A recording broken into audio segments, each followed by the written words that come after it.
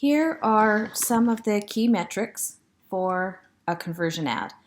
I will go through what the metrics mean and also show you how to interpret some of the numbers so that you can tell what part of the funnel is the place to improve next. So I set up this as a custom columns. Here you can see it's LS conversion, and you can go through the video and figure this out on your own on how to do that. I'll maybe do that in a different video, but here is what we go through for conversions, and this is how I set things up for the clients that I work with.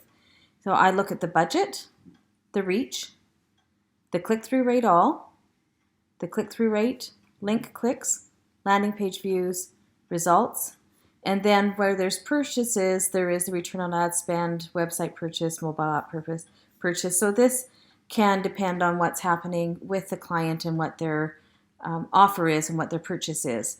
So with the budget, that's the budget that you set, and it'll show you whether it's a daily budget or something that you've set at the campaign level with the campaign budget optimization, which is has been around for a while. It's going to become by February 2020 the one way to do it all. So if you get a chance, check it out and look into that. The reach, how many people the ad has reached. Click-through rate all is the click-through rate on the ad. So that would include where it says continue reading, if there's a click on the image, if there's a click on the link, if there's a click on the video.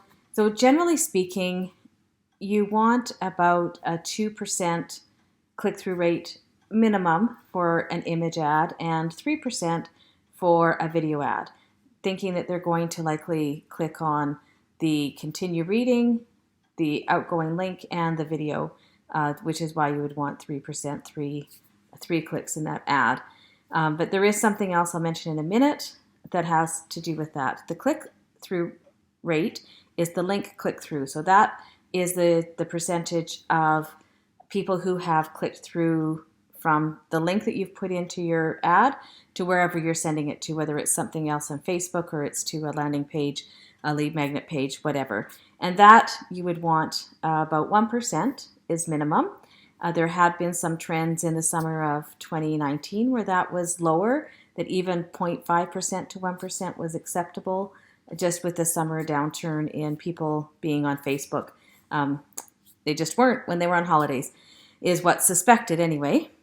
And so this is the other thing to watch, is that what you want is almost a ratio.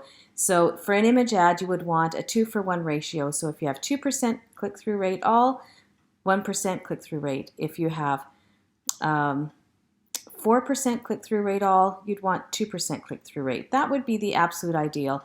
Now take those numbers with a little bit of grain of salt, because it really depends on what's happening at that time of year, what's happening in the auction, all the things that can impact the algorithm, what's going on in Facebook, your market. There's a lot of things that get looked at or to consider for those ratios, but those are some standard ratios. And if it's an image or a video ad, then it's a 3-to-1. So 3% click-through rate all, 1% click-through rate, 6% click-through rate all, 2% click-through rate. Those are, just a guideline of the numbers.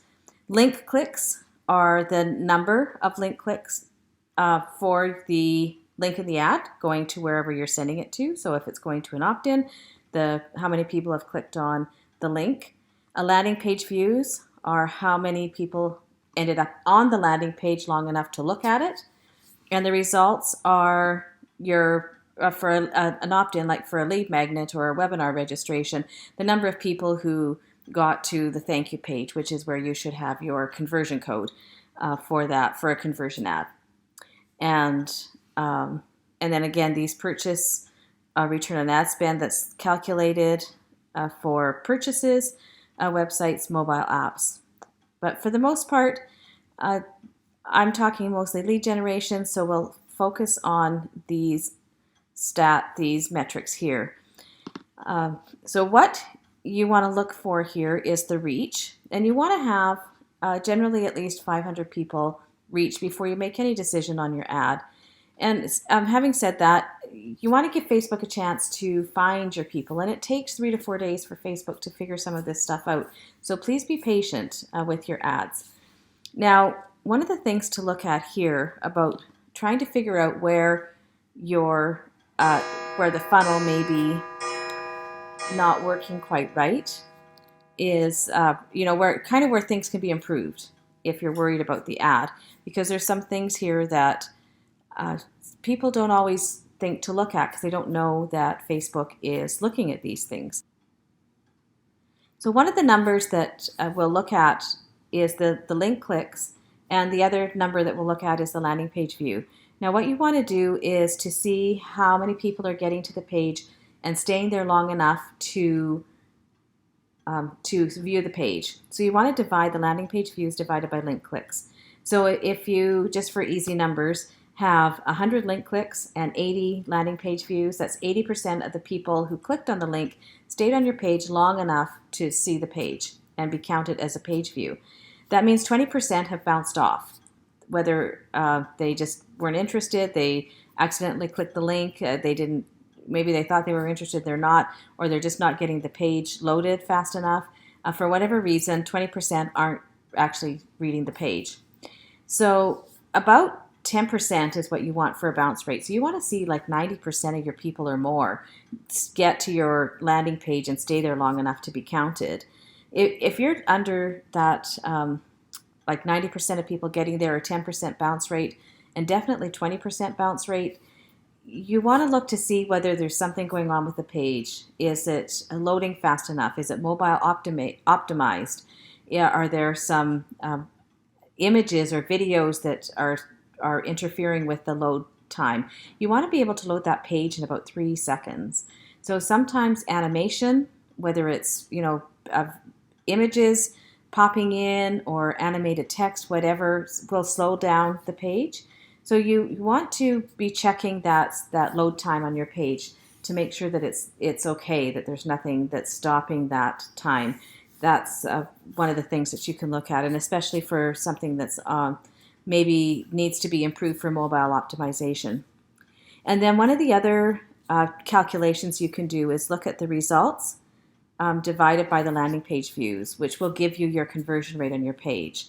So you want to see, a great conversion page would convert at 50 to 60%, and the ideal I've heard in the world from somebody who's been doing this for decades and been in online marketing pieces for a number of years. It says 80%, and I've had one page that converted at 78%, so I know it's possible. Especially when you're starting out, a page that can convert at over 50% would be okay, and we'd be looking at some other ways to optimize the funnel if that page was converting at 50 to 60%. Starting out at like 35 to 40%, lots of people start out there, but that just means there's some places to improve. So just to go over this, as far as what you want to look at about what to look at through your funnel with these numbers, what does this really mean? So what it means is if you look at your click-through rate all, and if it's not meeting those guidelines of the 2 and 3% for image and video ads, it means there's something that can be improved with the ad. That would be the first place to look at, would be looking at the image or the video and seeing how that overall ad is laying out. Because if it's not getting that 1 to 2 or 2 to 3% rate, click-through rate, it means that people aren't interested in it. So something would want to be improved to catch their attention, whether it's the hook or the video or the image. But taking a thorough look at that. The click-through rate. Now, if the click-through rate all has been good, they're continuing to read more, they're clicking on the image or the video, but they're not clicking on the link, which is the click-through rate, then there's somewhere in the text of the ad, they're not getting interested enough to click on the link, or maybe the offer needs some tweaking. That would be a place to look at improvement. And then if that bounce rate that we talked about, you've got fewer than 80 to 90% of your people are staying on the page long enough to read it, then take a look and see whether that the page is loading properly. There is the possibility that the people who are clicking through, for some reason the ad is going to people who aren't interested to what's on the page, and there is something to consider for that. But often that the bounce rate is often to do with a page load speed. And then the conversion rate, the results over the landing page view. You want that 50% if you can, or more, 60%, and if you can drive it up higher than that to like 70% is awesome. That conversion rate is. So if the page is converting at say 20% or 35%, then that would be a place to improve. Looking at the headlines, looking at the transformation that you're showing on the landing page, whether you've got bullet points, you could try removing the bullet points. But a conversion rate of say around anything less than 40% for sure, and less than 50% would mean that there'd be some room for improvement on that landing page, and that will just get you better results overall, because Facebook loves a high converting landing page, and you can get that conversion rate up. They're going to show your ad to more people because it's converting higher, and it's a greater experience for the whole user. I've added a column, which is the cost per result, to our list here of our columns. And this is where you'll find out how much it's costing you per opt-in or per purchase or sale. This is where you want to know ahead of time what your limit or threshold is for acquiring a customer. That's what you're doing with Facebook ads, is acquiring customers. You want to know what the customer value is, what the cost per acquisition is that's acceptable for you. So that's a little bit of math that you do within your own business, and then you'll know whether or not this is an ad that you want to keep running, that it's close and you just want to make some improvements to the ad or landing page or whatever is happening in the funnel, or whether it's an ad to shut off because it's too expensive to acquire your customer. So I hope that was helpful. You can check out my Facebook business page, which is just Lorna Scott. I've made it really easy, and check out what's on the page. And I just hope that you have found this helpful, and keep your eye out for some more tips. Thank you so much.